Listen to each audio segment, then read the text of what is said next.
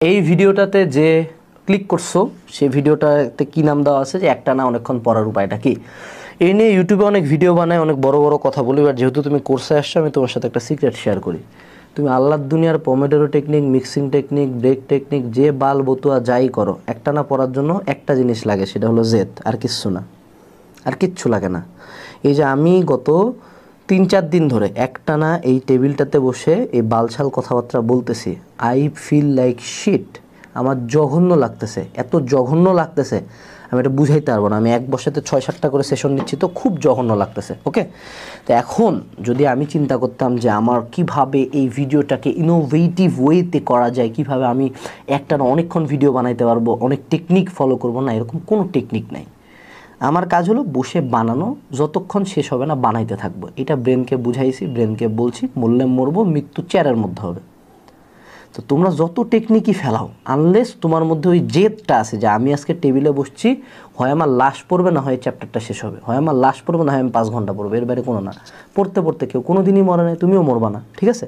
তো এই পরিমাণ জেদ নিয়ে প্রথমে জেদের বিষয়টা কাল্টিভেট করতে হবে।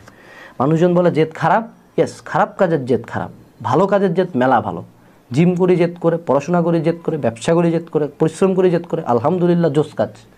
এটা অনেকে পারে না, অনেকে ভালো কাজে জেদ আনতে পারে না, কিন্তু ওই হলো এক পোলার লগে ভাগ্যে যাবে, এটার জন্য জেদ, ঠিক আছে?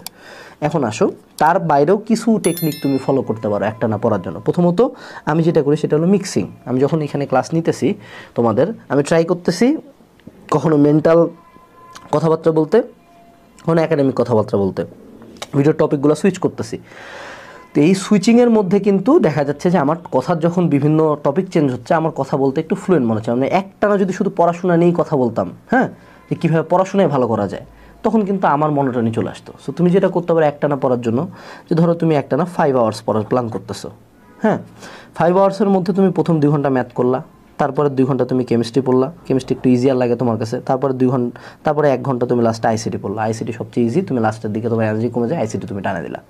এরকমভাবে শুরুর দিকে কঠিনগুলো রাখা, লাস্টের দিকে ইজি, পড়তে ভালো লাগে এরকম সাবজেক্টগুলো রাখে, মিক্সিং করে পড়লে একটানা অনেকক্ষণ পড়তে পারবো।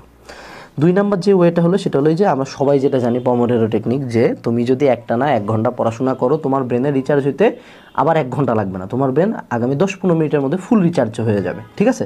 তো সেক্ষেত্রে কার্ভটা হয় এরকম যে এইভাবে আমি অনেকক্ষণ ধরে পড়া শেষ হইলো, 10 মিনিট ব্রেক, আবার পড়া শুরু করব, আবার 10 মিনিট ব্রেক। এখন এটাকে 10 মিনিট হইতে হবে না, এটা চাইলে 1 ঘন্টা হইতে পারে, এটা চাইলে 30 মিনিট হইতে পারে। তোমার কাজের পরিমাণের এবং তোমার ব্রেনের উপর তোমাকে তোমার সুইট স্পটটা খুঁজে বের করতে হবে, যে আমি একটানা 30 মিনিট পড়তে পারি বা 45 মিনিট পড়তে পারি, তারপর আমার 15 মিনিট ব্রেক লাগে।